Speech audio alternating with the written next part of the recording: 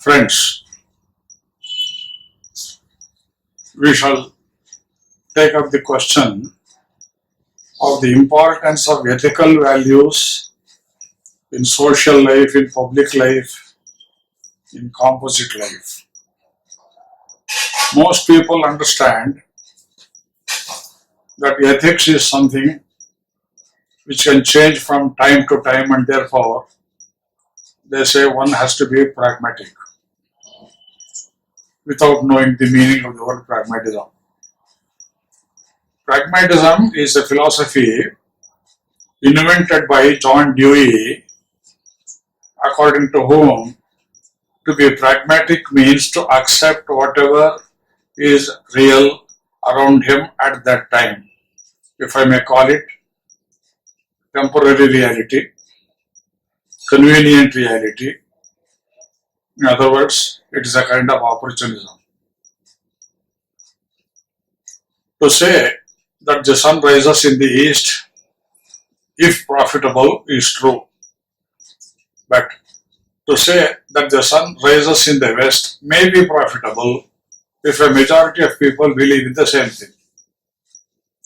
This is rank opportunism. Now, should we apply this to ethical values? After all, what is ethics?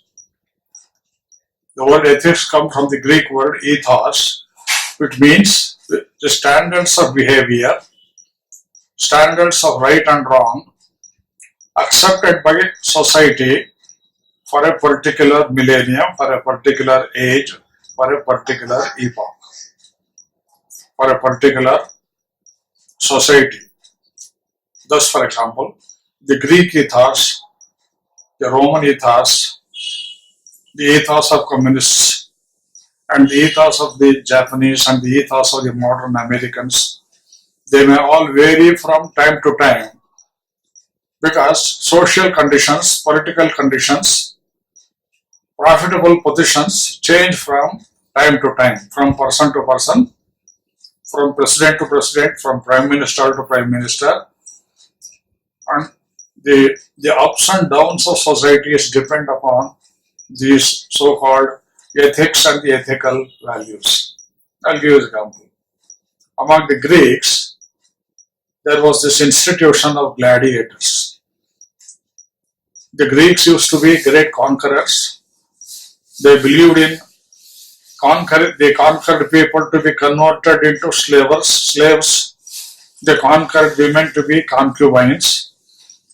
And during a particular holiday, among the Romans also, a hungry black gentleman from Africa, from somewhere in the African jungles, who was captured as a slave, would be offered as food for hungry lions, and how the man struggled for life, fighting against the lions, was a matter of joy, sadistic joy.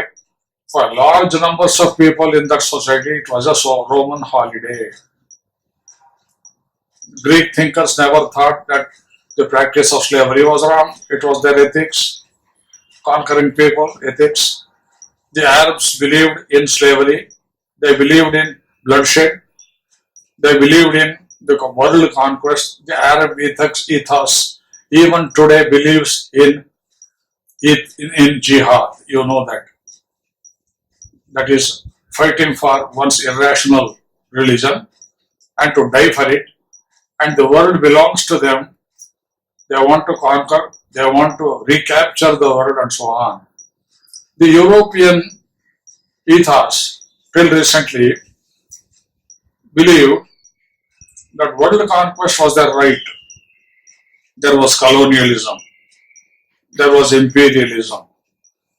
The British people never thought that they had no business to be in India, no business to be in the world parts that they had conquered. Although there were one or two individual voices against it, they never mattered. The collective ethos believed in these things.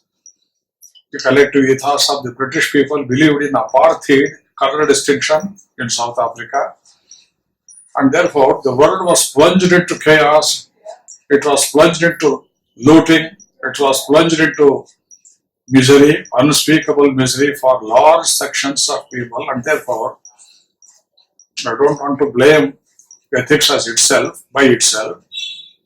What I want to emphasize is without a strong base of morality, God made morality, nature made compelling morality, ethical values would be hollow.